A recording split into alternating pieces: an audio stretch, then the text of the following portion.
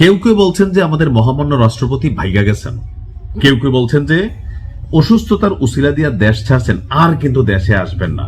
আবার কেউ কেউ বলছেন যে না, চিকিৎসা শেষে তিনি দেশে আসবেন, কারণ সংবিধান অনুযায়ী তিনি এখনো এই মুহূর্তে রাষ্ট্রপতি পদে আছেন, যেহেতু নবনির্বাচিত বিএনপি সরকার এখন পর্যন্ত কোন রাষ্ট্রপতি নির্বাচিত করেন। এখন কেন হঠাৎ করে তার বিরুদ্ধে ভাইগা যাওয়ার অভিযোগ আসলো? তবে রিপোর্ট দেখা অনেকে আবার বললেন যে ঘটনা কি, আবার কেউ কেউ বললেন কেন ভাই, আমার দেশ পত্রিকা কি মাহমুদ ভাইকে খালি এগুলাই দেখে, অন্য কিছু দেখে না? তিনি তো তুরস্কের নাগরিকত্ব নিয়ে রাখছেন, ওইটা নিয়ে কথা বললে আবার তিনি রাইগা যান। মানে পেঁচটা কোথায় লাগে রাখছে দেখছেন। মাহমুদ ভাই তিনি বেসিক্যালি আওয়ামী লীগের বিরুদ্ধে খুবই সোচ্চার একজন ব্যক্তিত্ব, অনলাইন অফলাইন। এখন তার পত্রিকা আছে আমার দেশ। তা আমার দেশ পত্রিকার রিপোর্টটা হচ্ছে, আমিও কয়েকদিন আগে একটা নিউজ দিয়েছি যে রাষ্ট্রপতি তিনি অসুস্থ, তার হার্টে ব্লক ছিল, রিং পরানো হয়েছে, তিনি অসুস্থ।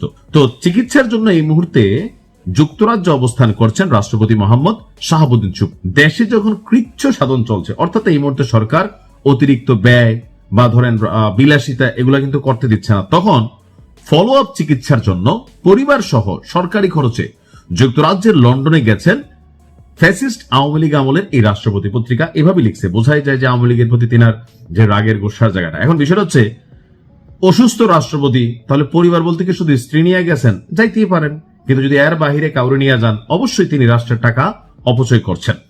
সেখানে প্রথমে ওঠেন বিলাসবহুল হোটেল হিলটনে। এখন যদি বাংলাদেশের রাষ্ট্রপতি অতীতেও যে কোনো সরকারের সমিতি হোটেল হিলটনে উঠে থাকে অথবা ভিআইপি হোটেলগুলোতে ওঠে, তাহলে সেই হিসাবে তিনিও উঠছেন, ফাইন।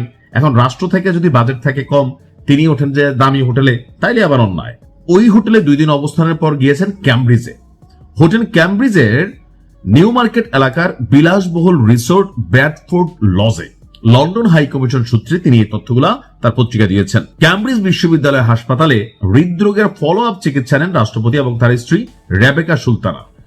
এখন চিকিৎসা শেষে বৃহস্পতিবার আবার তিনি লন্ডনে ফিরেন, কিন্তু আমরা জানি গত কয়েকদিন আগে পত্রিকার নিউজ ছিল তার হার্টে ব্লক ছিল, ফলো আপ না। লন্ডন হাই কমিশনের এক কর্মকর্তা বলছেন, শুক্রবার তারা জুমার নামাজ পড়ার প্রস্তুতি নিলেও হঠাৎ শপিং এর জন্য বের হন রাষ্ট্রপতি। তাকে প্রটোকল দিতে গিয়ে অনেকে আবার জুমার নামাজও আদায় করতে পারেনি। যুক্তরাজ্যে অবস্থানরত রাষ্ট্রপতির প্রটোকল এবং মুভমেন্টের জন্য হাই কমিশনের পক্ষ থেকে 7টি বিলাসবহুল গাড়ি ভাড়া করা হয়েছে। এইসব গাড়ি নিয়ে ইচ্ছেমতো ঘুরে বেড়াচ্ছেন রাষ্ট্রপতির সফর সঙ্গীরা। প্রশ্ন উঠেছে, চিকিৎসার জন্য এসে তিনি পুরোদমে শপিং এবং দলবল নিয়ে বেড়াচ্ছেন কিভাবে, এটাও প্রশ্ন। এখান থেকে আসলে অনেকে বলছেন যে তিনি আসলে ভাইগা গেছেন, তিনি আর আসবেন না। বাট আমার কাছে মনে হয় না যে তিনি আসবেন না, যেহেতু তিনি এখনো বাংলাদেশের রাষ্ট্রপতি। সো সেক্ষেত্রে তিনি সরকারি বা ব্যক্তিগত চিকিৎসার জন্য গিয়েছেন, তো আবার ফিরে আসবেন। এখন অনেকে বলছেন যে রাষ্ট্রপতির 9 দিনের বিলাসবহুল সফরে 2 ডজনের মতন সফর সঙ্গী যে বিপুল ব্যয় ইতিমধ্যে সরকারি পর্যায়ে প্রশ্ন তৈরি করেছে। তো এখানে আমরা যতটুকু দেখছি যে 2 বছর পর মেডিকেল চেক আপের জন্য আগামীকালকে, অর্থাৎ আমার নিউজটা যখন আপনি শুনছেন প্রতি আইসা গেছে, অথবা যদি না আইসা থাকে তাহলে তিনি ভাইগা গেছেন।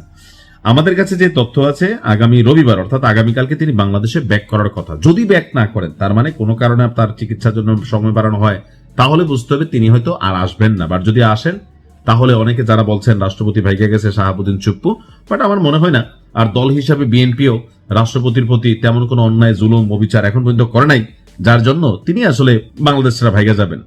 অন্তত এই সরকারের আমলে তার বিরুদ্ধে আর তেমন কিছু হবে না।